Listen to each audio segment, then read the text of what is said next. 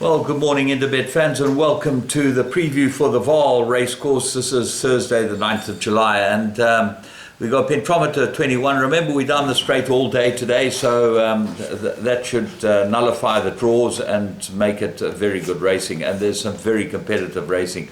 As I said yesterday, impossible as it turned out to be.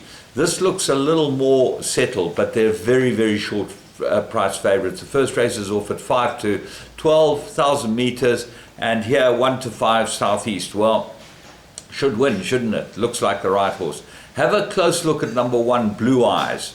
There's been a bit of money for this, and we're certainly going to keep an eye on this. Race 2, Juvenile Plate Fillies, 1,000 metres. Well, Imperial Twilight's held at the weights by both Sweet Sensation and another one. I think there was one other that was held at the weights. But Country Mile and Sweet Sensation look like the 2, 5 and 10. They look like they should fight it out. And 1 to 5 is very skinny about Sweet Sensation. I'd rather have the each way on Country Mile. I think that at times are pretty good, and she will run extremely well. Race 3, Maiden Plate, Colts and Geldings, 1,200 metres. 2-cornered contest. Dark Tide's the right horse, and he looks very, very difficult to beat.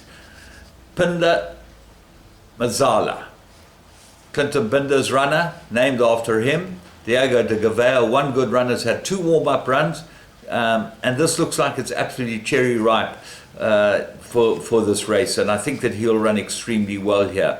Gav's Angel might improve, and Visaway with the blinkers might improve from the Michael and Adam as he's stable, number 14. That might be worth putting in if you're looking to go a little wider.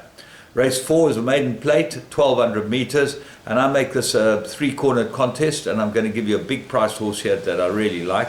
Light Warrior, fantastic first run, and will improve. They're all ran behind Top Line. Local Knowledge ran closest behind Top Line with the blinkers, and this will improve as well, but there's not much between the two of them. The horse that you've got to throw in is number 1, Bartholomeus. Gets the blinkers again. He's had his break and comes back. If he's fit and well, this horse is a big price roughie for you. Race 5, Maiden Plate Fillies and Mares, 1,200 metres, and I make it a 4-cornered contest and not in any order. Number 5, Flashlight, the 5-year-old mare, not a bad first run and could improve quite a lot from that. Number 7, Showdown Kid, look for big improvement from the Candace Dawson runner. And then number 12, Lass Going West, very good first run. And number 16, Sheer Talent. Look for that one to improve. I think those were the 4, that's correct. Right, race 6, Mirror Rated 88, and there's a tough race. Roy Tom's a bit of a price, and he's a course and distance 1 from 1 winner. Put him into your play. He gets a 4 kilograms off, he's got to have a chance. Pop Icon and Greek Fire both ran behind, Greek Fire ran behind full mast at least, and Pop Icon has got the form and will improve, and Striker's taken the ride. He could have taken rides on many others. Solarize gets the blinkers, number 13. That's worth noting. Although Fabian looks to have the better one in Pop Icon, but I would throw Solarize into your play as well, and your bigger play. And Ballon d'Or, look for big improvement from this one. He's had 1 run and he's got very good form. Creation comes into the race with Nathan Klink riding him. He won last time, and the collateral form around him is pretty good, so he's got to have a chance too. And then Express from Theus is the Stuart Pettigrew runner. Only had 4 runs. He's had a winner in 3 places. He might be very good, this horse, and he seems well rated, well handicapped. Race 7, Mirror Rated 90, the Fillies and Mares. Emerald Tiara, I like a bit of her. I think she'll run well. I think the 1400 will suit her. She looked very good as a juvenile. What else is there? Well, Rouge Allure, she's banging form, gets Amanga Kamalo again. He has ridden her well in the past, so she's got to run well. Sally Call's got a chance, 8 to 1 shot. She gets might get away from them. And then Gimme Hope Joanna won a good one last time. This race will suit her perfectly. She can sit just behind them. And League of Her Own. This is very much down in race figure and really down in the weight, so well worth including.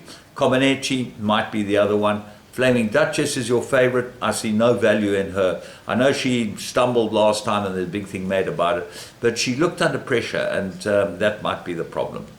Might be moderate. Race 8, Fillies and Mares. They go 1,000 meters, 5-cornered contest. Winter Watch looks like the right one, but Ulla should beat her at the weights. She's 5.5 kilos better off for 1.5 length beating. What else is there? Before the Dawn's got extremely good form. Nawasi's a bit of a runner. Only had one run for his new stable. Watch it. This could run very, very well. And Ocean City and Madame Patrice both go into the bigger play. Ocean City is very fast. Madame Patrice, third run after a rest, and she's got ability. Race 9 on the card. 4-cornered contest. Fillies and mares. And they go 1,000 meters. One Scarlet Tiger might be the best in the race. She's certainly the best filly in the race. She lost her way, but she comes back after a bit of a break. And if she's any good, she should be able to put this whole lot to bed. Claire Morris has got good form, and Striker rides her. That's a big, big plus. Persica, look for big improvement for this horse. A third run, back to 1,000 meters. St. John, this is just his play, St. John.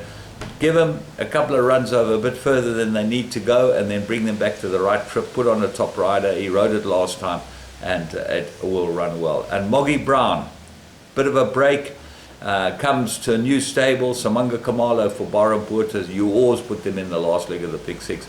That goes into all the play. Looks like a great card. And from me, James Goodman, until Saturday. Listen, don't miss tomorrow afternoon. We're live on air with Devon Heffer from Hollywood Bets. We'll be asking him the questions. He'll be giving us the answers. And we'll then know a lot more about Hollywood and how much they put into racing and how much they take out. So it should be fun. Join me then.